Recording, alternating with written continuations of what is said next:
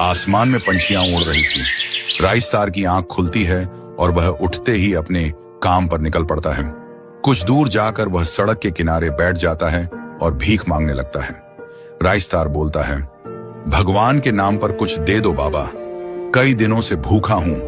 तभी बगल से एक आदमी गुजर रहा होता है। वह राइस्तार पर हंसता है, कुछ सिक्के उसकी तरफ फेंकता है और चला जाता है। राइस्तार को कोई काम नहीं आता था, इसलिए पेट पालने के लिए वह भीख मांगता था। कुछ देर बाद एक बड़ी सी कार उसके सामने आकर रुकती है। उसमें से एक सुंदर लड़की उतरती है। उसका नाम रिया था। रिया राइस्तार की हालत देखकर तरस खाती है और उसे कुछ पैसे देकर चली जाती है। रिया के जाने के बाद राइस्तार जैसे उसकी यादों में खो जाता है। अगले दिन वह लड़की फिर आती है और राइस्तार को पैसे देकर चली जाती है।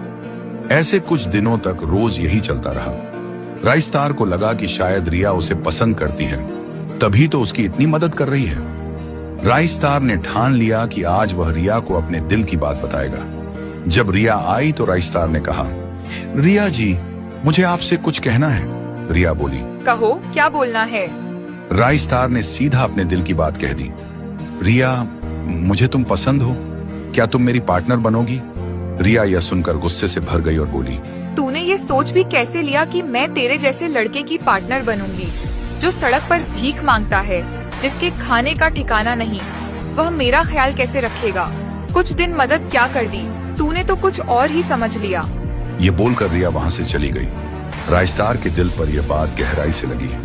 उस दिन उसने अपने दिल में एक बात पक्की कर ली, अब मैं भीख नहीं मांगूंगा, चाहे कुछ भी हो जाए।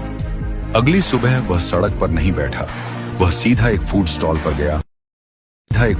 पर गया और मालिक से बोला, मालिक, मुझे काम दे दो, मैं मेहनत करूंगा।